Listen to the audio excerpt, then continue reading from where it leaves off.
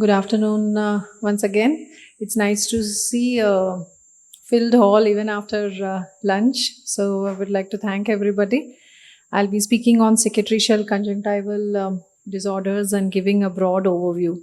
Irrespective of who you are, what you deal with, whether you are an anterior segment surgeon, a glaucoma person, oculoplasty specialist, for that matter, even a retina person, cicatrization is something that can affect each one of you, and sometimes you can end up burning your fingers if you have not diagnosed these patients appropriately, and therefore one needs to be aware of conjunctival cicatrization, especially when you're examining these patients.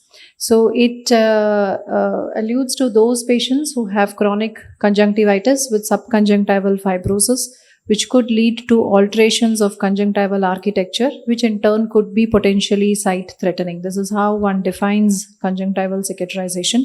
And the features of cicatrization, as you all know, can range from mild subconjunctival fibrosis to symblepharon, in very severe cases, and chyloblepharon, severe dryness, medial canthal keratinization, and end-stage ocular surface disorders causing vision-threatening complications. So the pitfalls that are associated with diagnosis: yes, cicatrization is a process that can irreversibly alter ocular surface integrity. While cicatrization, when you hear the word cicatrization, the two disease conditions that pop up in your mind is Stevens-Johnson syndrome and ocular cicatricial pemphigoid, or mucous membrane pemphigoid as it is called nowadays. The challenge lies in differentiating these conditions from other diseases which can also cause cicatrization. Why are we so worried about this? Because if you end up misdiagnosing, you can end up leading to unnecessary interventions that are not required for the eye or the patient at all. And in case you miss the diagnosis of especially OCP, which leads to a delayed intervention, you can end up having vision threatening complications. So either ways, you need to be very clear as to what exactly it is you're dealing with. So on the left hand side is a patient who had a misdiagnosis, a 20-year-old female who was diagnosed as OCP and was treated with immunosuppression. And on the right hand side, you had a patient who was diagnosed as dry eye and rheumatoid arthritis, but who also showed signs of cicatrization. What happened to them, I shall discuss subsequently. When you look at the working diagnosis in anybody who comes to you with features suggestive of cicatrization, I think these are the things that need to run in your mind, and these are the broad categories under which we would like to classify the causes of conjunctival cicatrization. It could be infective. We know trachoma can cause cicatrization. Post-adenoviral conjunctivitis can lead to cicatrization. You have post-chemical injury patients. It could be a masquerade of ocular surface tumors. You can have drug-induced pseudopemphigoid. It could be post-surgical cicatrization. And the biggest chunk of conditions that lead to cicatrization are immune-mediated, in which you have either Stevens-Johnson syndrome or ocular cicatricial pemphigoid, which is going to form the basis of the talk. So when you look at SJS versus clinical features, both of them versus OCP clinical features, both of them have several presenting features which are common to either of them. But specific to Stevens-Johnson syndrome is lid margin keratinization that Dr. Muscati spoke about in the morning. Dry eye is much more common in patients with SJS, and the punctum is usually open in patients with Stevens-Johnson syndrome. Unlike OCP, where they present more often with medial canthal keratinization, this punctal stenosis, the dryness usually occurs very late in the disease process. There could be an associated oral ulceration in these patients, and there could be gross asymmetry in the presentation between the two eyes. In SJs, you have a classic history, acute onset. They'll tell you they were in the ICU, the skin shed off completely, and you know what you're dealing with in most of those patients. Whereas in OCP, it's a very insidious onset, older age group with recurrent episodes. So when you have to diagnose SJS versus OCP, like I said, SJS history taking itself will help you clinch the diagnosis in most of the situations. Whereas in OCP, we need to resort to tests like biopsy. Unfortunately, with a very high negative yield, most of the times the conjunctival biopsy turns out to be negative in these patients, but you need to have a very high index of suspicion, especially when you're dealing with a progressive cicatrization. Coming to the management difference between Stevens-Johnson and OCP, for SJS patients, we hardly ever use immunosuppression, whereas immunosuppression forms the mainstay of treatment for patients with ocular cicatricial pemphigoid. This is the algorithmic management of patients with Stevens-Johnson syndrome, where we categorize the management into stabilization procedures, tectonic procedures, and visual rehabilitation, something that we were able to give way back almost a decade or more back, except in a very small subset of patients with SJS who are relentless with their inflammation and where you might need to consider starting them on immunosuppression per se. So when you look at the immunosuppression in OCP versus SJS, immunosuppression comes first as far as OCP is concerned. When we talk about surface stabilization procedures in Stevens-Johnson syndrome, for the dry eye, when the punctum is patent, which it usually is in most cases, the simplest procedure that you can offer is a punctal cautery, which significantly improves the ocular surface in these patients. For lid margin keratinization, which can have devastating effects on the ocular surface, it is mucous membrane grafting, which was again very nicely covered by Dr. Muscati in the morning. I'm just highlighting how the surgery is done to reiterate, where we remove the lid margin keratinization, which is excised off, and just that extremely thin keratinized conjunctiva that you are excising is replaced by the lip mucosa, which needs to be thinned out. So whether it is the mucous membrane graft for VKC that Dr. Muscati was speaking about in the morning, or whether it is for the lid margin keratinization in Stevens-Johnson syndrome, the trick is to thin out the mucosa to such an extent that you cannot actually even see that a mucosal graft has been done in the eye. But otherwise, the procedure is very similar to what Sir spoke about and discussed in the morning. So these are some of the long-term outcomes of our patients who have had the mucous membrane grafting for lid margin keratinization done. In fact, this girl has been with me now for, I think, almost close to 20 years, and she's doing well with a Prose lens for her dryness, which brings me to the role of scleral contact lenses in these patients with SJS, which significantly improves their comfort if they have severe dry eye, and also improves their vision in case they have any kind of corneal scarring in these eyes. These surface stabilization procedures can also be done for patients with OCP, but it is always done under immunosuppressive cover. And when we talk about immunosuppression, we have different drugs of choice. The first drug of choice is mycophenolate mofetil, and then there is a step ladder approach that is followed. Now, this was a young girl, 40 years, who presented. You can see serial photographs showing a progression in cicatrization, following which she has been on mycophenolate now for more than 10 years. In fact, when we tried to reduce the dose, there was a slight increase in her cicatrization, which made us continue her mycophenolate over a period of time. And you can see even till recently, she's been on continued dose of medication, which is keeping her disease under control. So immunosuppression is indefinite in patients with ocular cicatricial pemphigoid. This was a well-educated patient who was biopsy negative, strong clinical suspicion of OCP, had a vision of 6/6, started on immunosuppression, but unfortunately she stopped it. She discontinued it against our advice, and this is how she came back 1.5 years later with a corneal ulcer in one eye and a total limbal stem cell deficiency in the other eye.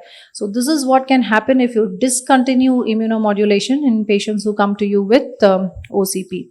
Another patient who had not just ocular signs but also skin ulceration, mucosal ulceration, pharyngeal ulceration and urethral ulceration, all part of the mucous membrane pemphigoid, where not only did we have to start him on mycophenolate, but we also had to give him multiple doses of rituximab to control. And all this is done with the dermatologist or the immunologist, because we as ophthalmologists don't have the expertise to start these patients on immunomodulation, and therefore it always has to be done along with the immunologist. So it's a step ladder approach in these patients.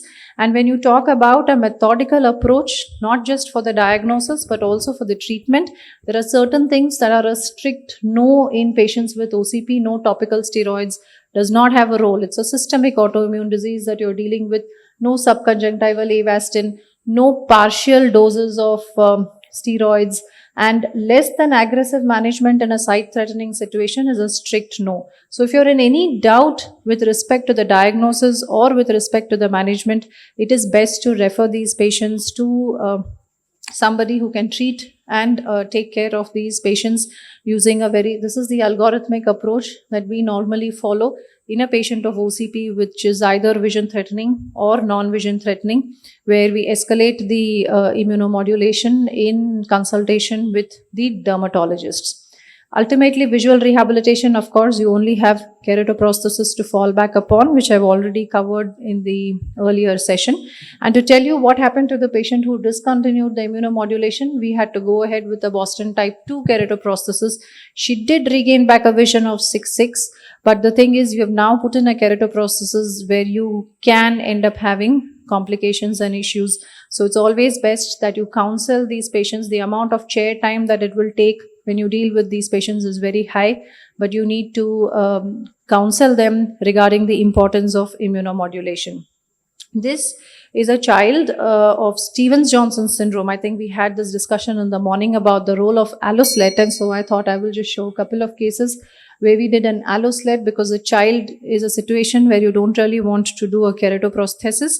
But these are patients who need to be on immunosuppression. And again, here we not only deal with mycophenolate, but also with tacrolimus. We usually, in consultation with the nephrologist, with the immunologist, these patients are put on appropriate treatment for the Allosled procedure, because you can end up having problems even with an Allosled. This was a patient post-Allosled, developed a perforation. So you normally tend to have a plan B when you are treating these patients with Allosled, and always be ready for a keratoprosthesis if required. This is what I was referring to as the preemptive options when we deal with patients with keratoprosthesis, one of the 4 Ps in that plan chart. And since there was this question regarding the indications for Allosled in the morning, I just thought that I would show this slide where Allosled has a wide range of indications for select conditions in ocular surface and cornea, for epithelialization, visual rehabilitation, and overlap, where immunosuppression becomes important when you are dealing with patients who require visual rehabilitation. So just to finish with the girl who presented with features of cicatrization, which was diagnosed as OCP. So this is a 20-year-old girl we're talking about, who was started on cyclophosphamide, which is an immunosuppression that is extremely strong. And this patient, actually, when we went back to her history, her dryness started 2 years following a severe episode of conjunctivitis where all family members were affected. And her diagnosis was not that of OCP, rather it was post-conjunctivitis cicatrization related dry eye. And all that we needed to do was a punctal cautery for her, and the surface stabilized, and she continues to remain stable over a period of follow-up till as recent as 2024 November, with really no issues, no progression in cicatrization. So this was a patient who was misdiagnosed to have OCP and started on immunosuppression. And this was the patient where we missed the diagnosis of OCP. This was a patient who was being treated as rheumatoid arthritis related dry eye elsewhere. It was the rheumatologist who suspected that something was amiss and sent the patient. Cicatrization is something that you do not see in patients of rheumatoid arthritis or Sjogren syndrome. This was a patient of OCP, and when we started her on mycophenolate, she required pulse doses of cyclophosphamide. You can see how well the eye quietened down, and she continues to remain on maintenance dose of mycophenolate. So this was a situation where the diagnosis was missed, and these are things that we do not want. So in summary, basically, paradigm shift in Stevens-Johnson syndrome over the last 2 decades.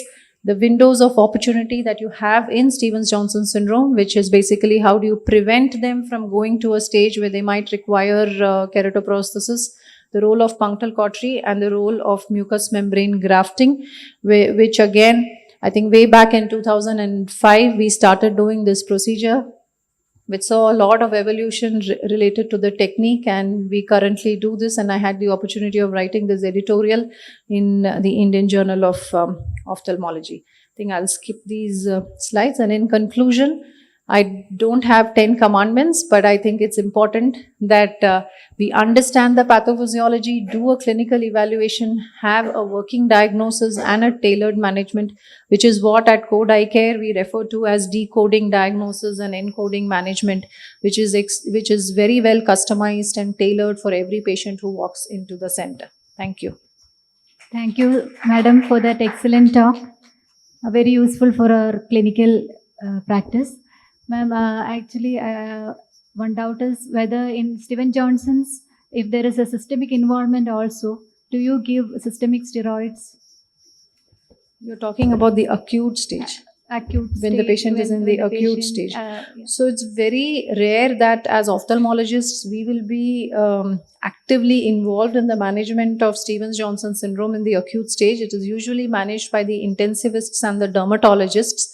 And if they do conclude that this is a Stevens-Johnson syndrome and there is no viral infection, they've ruled out all that. In fact, the management is systemic steroids, Yeah. and in fact even systemic cyclosporine, which helps to reduce the after effects and the complications of the disease, but this is usually decided by the dermatologists. Anything about plasmapheresis and use of patients' own blood in severe dry eyes, ma'am? So plasmapheresis as well as IVIG are two not very well explored options here. They have been described in literature in the management of OCP along with the immunomodulators such as rituximab. I did have a discussion with our rheumatologists, with our dermatologists, where IVIG can still be considered, but not that much of plasmapheresis because of the other issues that are related with the procedure per se. But so these are two things that we still don't actively have, and I really don't have an experience personally with respect to both these. Okay. Thank you. Thank you very much.